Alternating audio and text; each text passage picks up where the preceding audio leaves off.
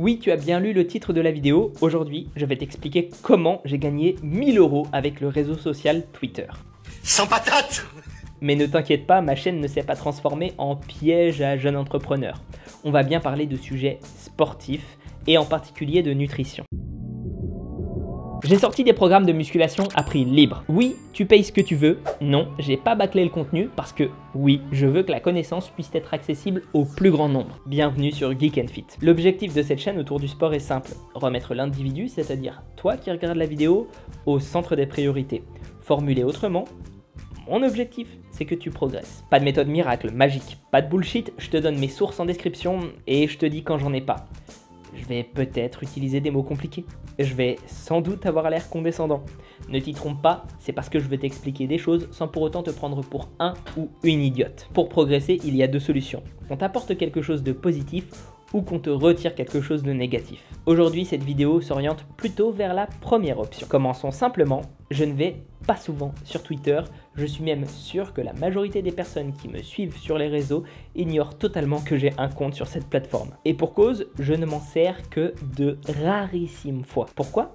Parce que ça ne me fait vraiment pas envie du tout et à chaque fois que je veux m'y consacrer plus intensément, je me rappelle de pourquoi je n'y suis pas. Je considère que Twitter, plus que n'importe quel autre réseau social, constitue la quintessence de la pourriture que peut apporter le web au monde. Je suis très loin d'être web réfractaire, hein. C'est pas moi que tu entendras dire des trucs du genre « La décadence et l'infantilisation de la société moderne, Nietzsche, au secours ». Mais juste, je considère que les côtés négatifs de Twitter surpassent de très loin le positif qu'on peut en retirer. Quelques points rapides si mon avis t'intéresse, sinon tu peux passer directement à la suite de la vidéo grâce au chapitrage. Twitter incite n'importe qui à donner son avis, c'est de ça que le réseau vit. Ma façon de voir les choses, c'est que les avis, on s'en fout. À la manière d'une équation dont on élimine les facteurs communs des deux côtés pour en trouver la solution, tout le monde possède un avis et de fait, les avis n'ont pas d'intérêt propre. Ce qui importe, ce sont les autres choses qui rentrent dans la dite équation. Les faits. Les avis ne devraient servir qu'à colmater les trous dans notre connaissance en attendant d'y mettre des choses concrètes, histoire que le mur ne prenne pas l'eau. Nous devrions être embarrassés de n'avoir qu'un avis pour répondre à une question et pas s'en targuer avec fierté. D'ailleurs, Twitter et le monde, de façon générale, se mord aujourd'hui les doigts de cette incitation. C'est devenu un tel foutoir à avis que beaucoup de fausses croyances et nouvelles se répandent à vitesse grand V, obligeant Twitter à prendre des mesures de censure en masse, ce qui renforce encore les gens dans leur théorie de la conspiration. Mais il faut bien que Twitter continue à vivre, pas vrai? Donc rien n'est fait dans le fond pour empêcher les causes. Et c'est un véritable manège de pompiers pyromanes qui se joue sur cette plateforme. Deuxième point, la limitation de la longueur de message conduit nécessairement à une simplification des propos. Oui, des mécanismes comme les tweets longueurs ou même simplement les threads pallient en partie à ce problème. Mais que celui qui n'a jamais élagué un peu de sens de ses tweets pour s'épargner ce genre d'opération fastidieuse me lance la première pierre. Pire, couplé à la sensation d'impunité physique, cela amène au clash facile, pour n'importe quelle raison. Les influenceurs très suivis le savent bien. Peu importe le tweet qu'ils émettent, il se trouvera toujours au moins une personne pour les insulter. Quand on peut écrire de longs messages pour exprimer son désaccord, on argumente. Quand ça n'est pas facilité, on clash et on insulte. Ce qui nous amène tranquillement au troisième point, la réactance et la bullification. Pardonnez-moi le néologisme. Quand on se fait clasher, la dernière de nos envies est de donner raison à ce bâtard qui nous a insultés. Il pourrait nous dire des choses absolument vraies, que nous n'aurions aucune volonté de lui céder un bout de terrain. Et c'est bien le problème. Très souvent, les confrontations se terminent sans changement de position sur une question. Alors que même s'il se peut qu'aucun des deux parties n'ait raison, au moins l'un se doit d'avoir tort. Il a raison! Pour ce qui est de la bullification, c'est simple. Pour t'éviter de subir des affronts et insultes permanentes, il existe des outils de blocage, voire de blocage massif. Résultat des courses, tu t'enfonces dans la spirale de tes idées. Cela vient appuyer sur notre biais de confirmation naturelle, celui qui nous incite à aller en priorité du côté qui pense comme nous, parce que eux, ils pensent bien. À force de vivre dans ta bulle confortable, ce qui te semblait hier extrême peut vite devenir une norme recalibrée qui t'empêche progressivement de même considérer ceux qui pensent différemment comme dignes de respect. Après tout, Ce sont des débiles mentaux qui ne voient pas la logique de base. Je pense que cette guerre émergente de l'ultra-progressisme contre les néofascistes doit beaucoup aux réseaux sociaux et à Twitter en particulier. Mais bref, cette interlude étant terminée, passons à l'histoire.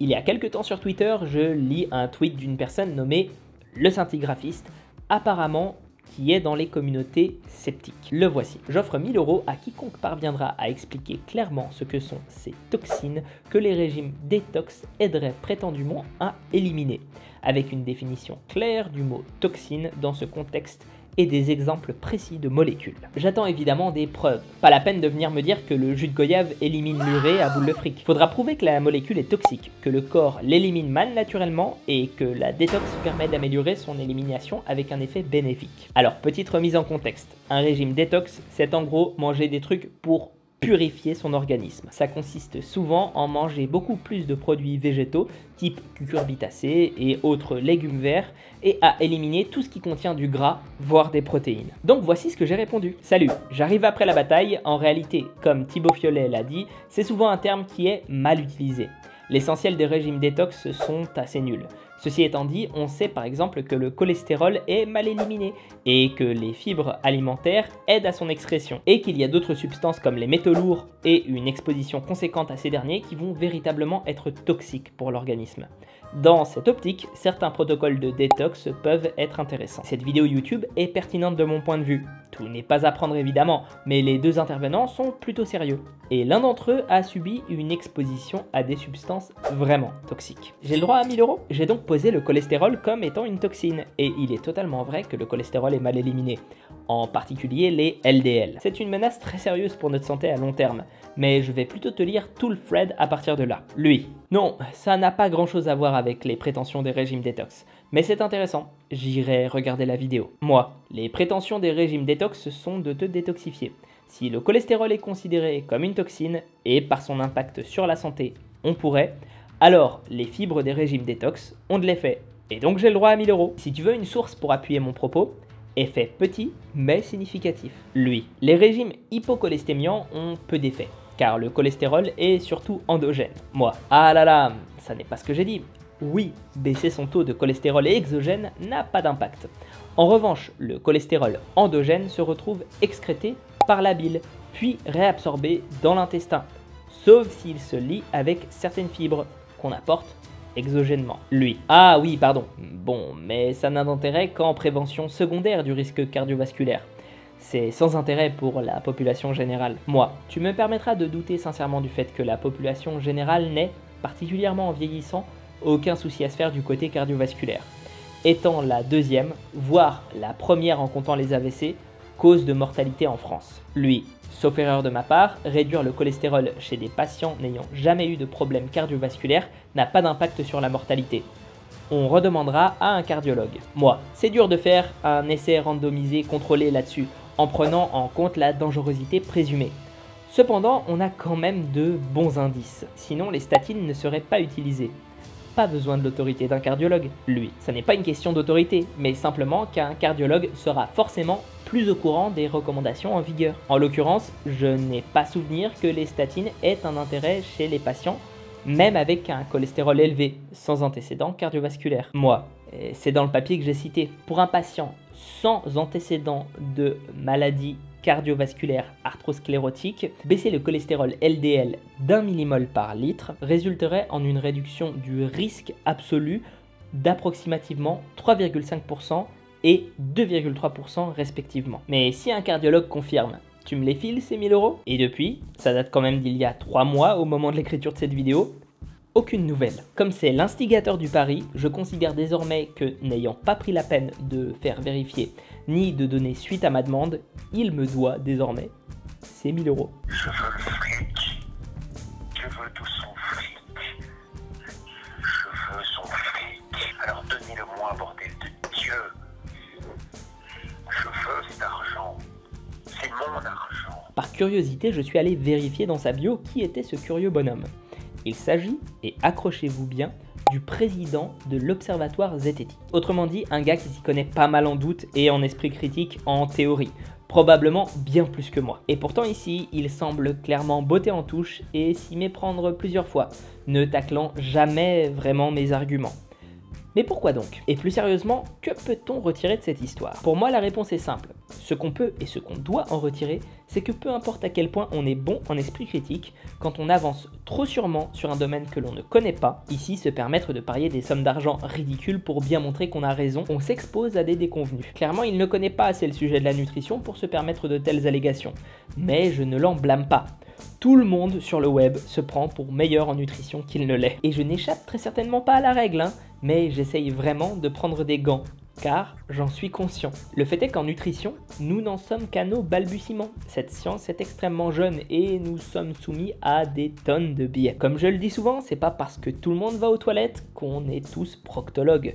Mais on dirait que certains, parce qu'ils mangent, deviennent des experts en alimentation. Une des raisons principales à cela, c'est que nous pensons que nous savons tout parce que nous avons beaucoup d'informations et de recommandations sur le sujet. Mais il ne faut pas oublier que nous n'avons, à l'heure actuelle, identifié que les nutriments les plus essentiels à notre survie, pas à notre vie dans les conditions les plus optimales. Par exemple, les véganes disent régulièrement que seule la B12 serait une carence dont l'on doit se soucier et pour laquelle on doit se supplémenter. Alors oui, mais par exemple dans la viande, il y a de la créatine. Créatine dont on a découvert relativement récemment des effets neuroprotecteurs, en particulier contre la dépression.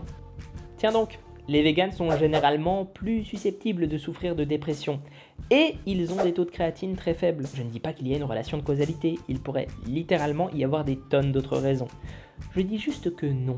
Nous n'avons pas identifié toutes les carences possibles, car pour cela, il faudrait qu'on ait des moyens bien plus fins de les détecter. D'autre part, on a tendance à oublier l'individualisation, ce qui vient miner les résultats de recherche quand on n'y fait pas gaffe. La nutrigénétique et la nutrigénomique commencent à se faire une place de choix, car dépendant de la population étudiée, deux nutriments peuvent carrément avoir des effets inverses. Prenons le cas du lait. Si tu fais boire du lait à une personne qui n'a pas les enzymes pour le digérer, elle risque à long terme de développer des cancers et autres saloperies du style. En revanche, dans le cas d'une personne qui n'a aucun souci de digestion, c'est protecteur contre les cancers. Et à mon avis, c'est aussi entre autres pour ça qu'on a autant tout et son contraire qui est raconté sur le lait. Mais bref, ne dévions pas trop du sujet. Est-ce que ça veut dire que je recommande ou que je supporte les régimes détox ? Pas le moins du monde. Je dis juste qu'il faut avoir assez de fibres dans son alimentation et qu'ils peuvent y contribuer. Mais en contrepartie, ils ont tellement de désavantages que je pense que ce serait stupide de les utiliser comme une stratégie viable pour y arriver. Donc en vrai, on est totalement d'accord avec le scintigraphiste.